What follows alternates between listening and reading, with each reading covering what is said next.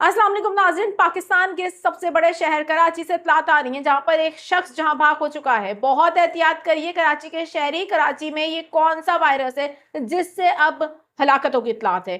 क्या मामला है ये, और क्या ये वायरस तेजी के साथ फैल भी सकता है? सबसे अहम बात मैं आपको बता दूं, इस वायरस का कोई इलाज नहीं है, तो बहुत संगीन सूरत हाल हो सकती है। इस पर जरा आगे चल के आपको आगाह करती हूँ। हमें दूसरी खबर भी कराची से ही आ रही है। कराची शहर में एक इंतहाई दिल दहला देने वाला वाकया पेश आया है। कौन सा इलाका है और वजह क्या रही है, ये भी आपको अपडेट दूंगी। और सबसे अहम तरीन बात, बिजली से सताए वो सार्फिन जो कराची के शहरी बता रहे होते हैं कि 16-16 घंटे बिजली नहीं है, 14 घंटे बिजली नहीं है। के इलेक्ट्रिक के सीईओ की जानिब से एक बहुत अहम बयान दिया गया। ये बहुत इंपॉर्टेंट बात की गई है उनकी जानिब से। एक निजी टेलीविजन को इंटरव्यू देते हुए उन्होंने एक ऐसी बात की है जो कराची के शहरियों के लिए मजीद परेशान कुन हो सकती है।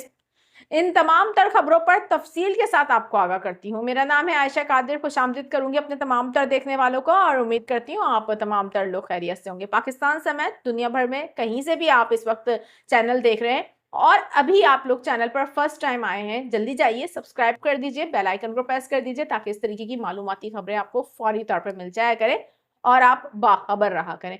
हम जरा बात कर रहे हैं आज पाकिस्तान के सबसे बड़े शहर कराची की, जहां पर हम देख रहे हैं कि गुज़िश्ता कई रोज से ज़लज़ले के झटके तो आ ही रहे हैं, लेकिन अब मजीद कुछ और खबरें भी हैं इसी शहर से आ रही हैं। और अभी मैं बात करूंगी उस अहम खबर से मुतालिक जो कराची से आ रही है, जहां पर ये एक और हलाकत का मामला सामने आया है। और ये वायरस है क्या, इससे अब क्या मजीद हलाकतें भी हो सकती हैं, क्या ये वायरस फैल भी सकता है, डॉक्टर्स क्या कह रहे हैं, क्या एहतियाती तदबीर इख्तियार करने की जरूरत है, इस पर आगे चलकर आपको आगाह करती हूँ।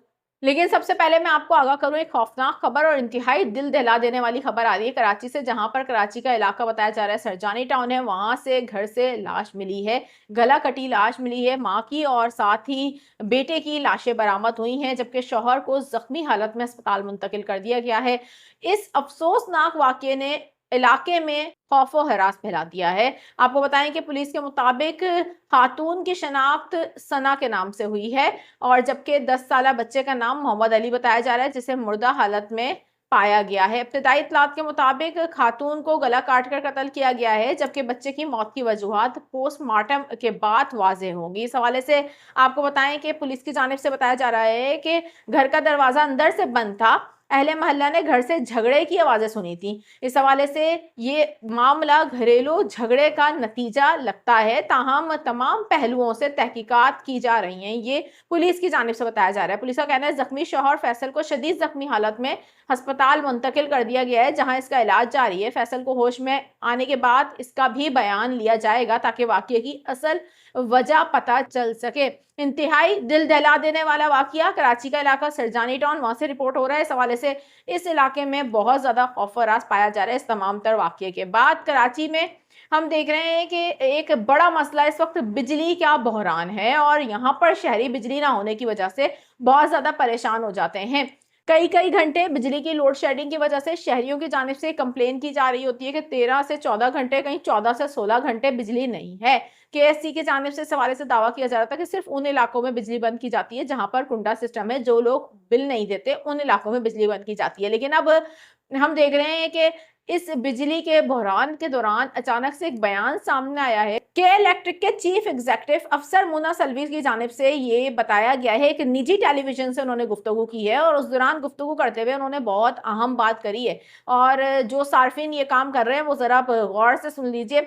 उनका कहना है कि जिन इलाकों में बिजली चोरी हो रही है और लोग बिल नहीं दे रहे, इन इलाकों की मुकम्मल तौर पर या एक हफ्ते के लिए बिजली बंद कर सकते हैं। तो यहाँ पर कराची में हम देख रहे हैं कि लोड शेडिंग तो हो ही रही है, लेकिन अब जिन इलाकों में बिजली चोरी हो रही है और जिन इलाकों में कुंडा सिस्टम है, जो लोग बिल नहीं दे रहे, वो कह रहे हैं कि उन इलाकों में मुकम्मल भी बिजली बंद कर सकते हैं या एक हफ्ते के लिए भी बिजली बंद कर सकते हैं।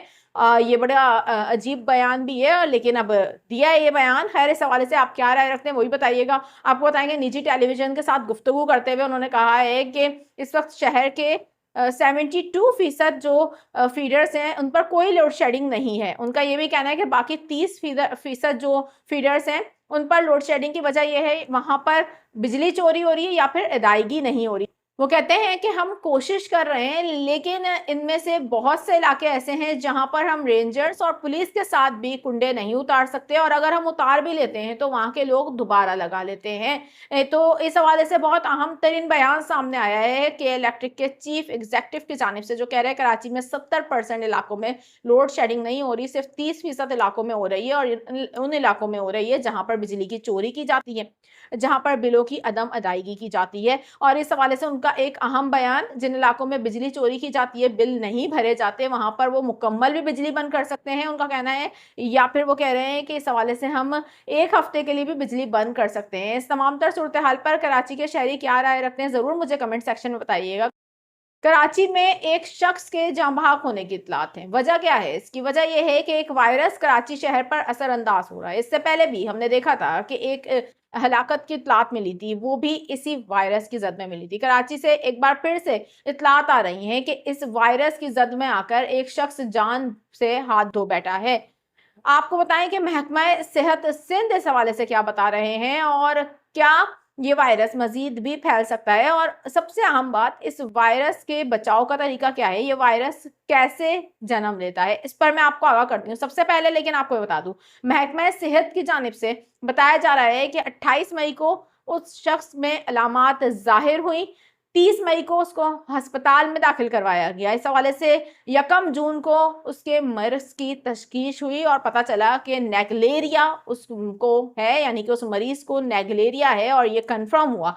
रवां साल सिंध में नेगलेरिया का ये दूसरा हलाकत का केस है। इससे पहले भी एक केस रिपोर्ट हो चुका है। आपको बताएं कि महकमा सिंध सेहत का कहना है कि नेगलेरिया से इंतकाल करने वाले दोनों अफराद का ताल्लुक कराची से ही है, और ये जो शख्स जिसका इंतकाल हुआ है इस खतरनाक बीमारी नेगलेरिया की वजह से, ये औरंगी टाउन का रिहायशी बताया जा रहा है।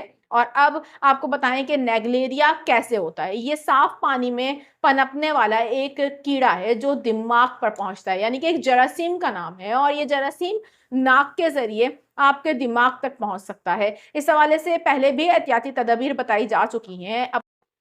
इसलिए इस वायरस से बचाव के लिए ज़रूरी है कि पानी के टैंक्स को साफ रखा जाए। सबसे अहम तरीन बात, क्या ये वायरस मजीद फैल सकता है? फिलहाल ऐसे कोई इम्कानात नहीं है। ये दूसरा केस है, और हलाकत का दूसरा ही केस कराची के ही शहरी का है। लेकिन ये खतरनाक बात ज़रूर है, लेकिन कोई संगीन नौयत इसलिए नहीं है कि ये कोई वबा नहीं है। यानी कि जैसे कि कोरोना एक वबा की सूरत में फैला था, ये कोई वबा की सूरत में फैलने वाला वायरस नहीं है। लेकिन इस हवाले से एहतियाती तदबीर इख्तियार की जाए तो बहुत अच्छा होगा, इसलिए क्योंकि नेगलेरिया एक लाइलाज मर्ज है, और इस बीमारी का कोई इलाज फिलवक्त नजर नहीं आ रहा है। तमाम तर सूरत हाल पर आप क्या राय रखते हैं, कमेंट सेक्शन में अपनी राय का इजहार करके बता सकते हैं। कराची शहर से फिलहाल इतना ही नाज़रीन, और मजीद जो भी ताज़ा तरीन अपडेट्स होंगी आपकी खिदमत में जल्द अपडेट्स लेकर हाजिर होंगी। फिलवक्त के लिए मुझे दीजिए इजाज़त। अल्लाह हाफिज़।